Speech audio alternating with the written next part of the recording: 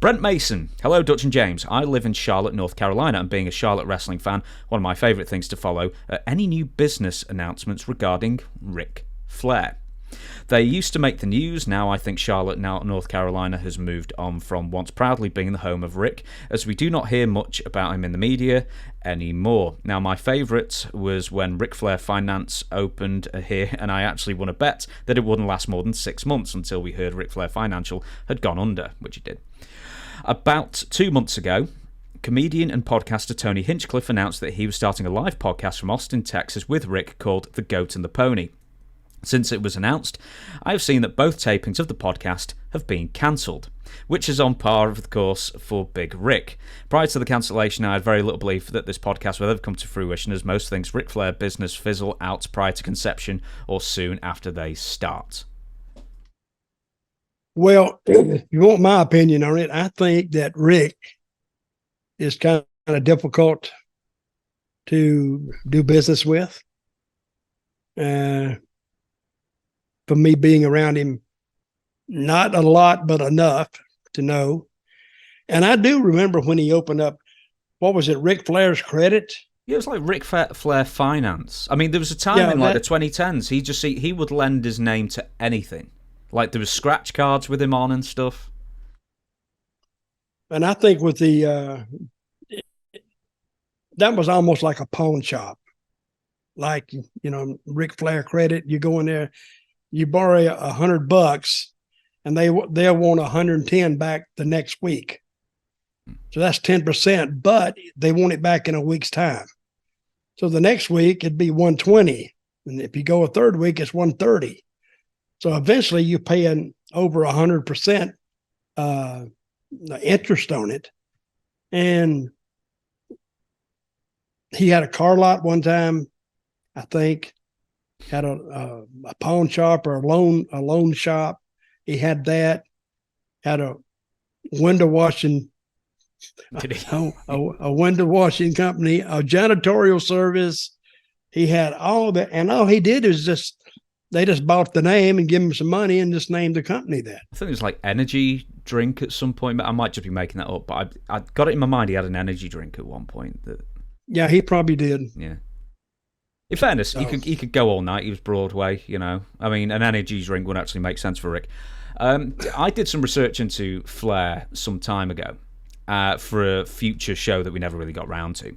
And I found that, and this is off the top of my head, I think he'd invested over the years into 10 different Gold's gyms, or buying the franchise. And they all pretty much closed up shop almost immediately. And one of them... Go ahead. Oh, well, I was going to say, one of them, the big punchline here, is that apparently he bought a gym in the Caribbean island of St. Martin, and then a hurricane blew it down, and he didn't even bother buying the insurance. Hey, there's so many stories about that guy. I would just like to have somebody with some more knowledge of what Ric has done. Why would you buy a gym in St. Martin? It's warm. Oh my God! Weirdly, I've actually been, but it's in the middle of nowhere. That place. Well, I just think that's the perfect place for me to invest my money into a gym. Yeah, because these people are dying to work out down here. They're not hot and sweaty enough. How many of those islands have you been to? Been to 9, and at the end of this year, I'll be 14 in total. Really? Yeah. So you've been to most of them. Yeah, by the end of the year, I'll have been to at least half. Yeah. You've been to Bermuda? That's coming the end of the year. Now, that's in the middle. That's in the middle of the Atlantic, right? That's in the middle of nowhere. Yeah, that's next to nothing else. There's no other islands around it, right? Yeah. But the Caribbean islands, they start that from Puerto Rico and just slant down toward South America. I'll be there, Puerto Rico as well. December, whenever it is, December something. I'll be there for one day. You'll enjoy watching my wallet. You you'll enjoy Puerto Rico. Savio could give me the tour. He could take you right through the bad part of town, which is right outside the airport, by the way. Oh, really? Are you flying in? Or are you taking a cruising in? Cruise people now. We are. Well, you're about 10 miles from it when you dock in San Juan. So, but you'll enjoy that. People are nice. There was another story. Ric Flair people are nice if they're not trying to kill you. Maybe it's like if I have a big false mustache, big hats, poncho, and bullwhip. Bullwhip. Yeah. Yeah. We'll see what kind of reaction I get there. And talk bad about the people. Yeah. See, that's how I got all my heat in Puerto Rico. I didn't talk about my opponents so much. I talked about the people. That, you know, they all need to learn to speak English.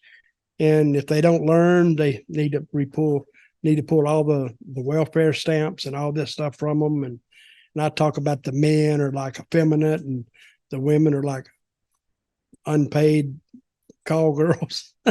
Oh my God. Then I'd walk down the street, and I've said this before. I thought they didn't like my superior wrestling ability till I found out that the hate was coming because they really hated me because I was talking about them. And I refused to speak Spanish because I called it a idioma primitiva, a primitive language. That's what got them. So. Do we know any other Ric Flair I don't know any failed business ventures? He had a car lot. You said that, right? You said that. Yeah, he had a car lot. Had a like I said, the loan place, that and just a bunch of other stuff that people just bought his name. He had nothing to do with it. He just used Ric Flair if he can get like $5,000 out of a guy and said, "Here, take it, use it."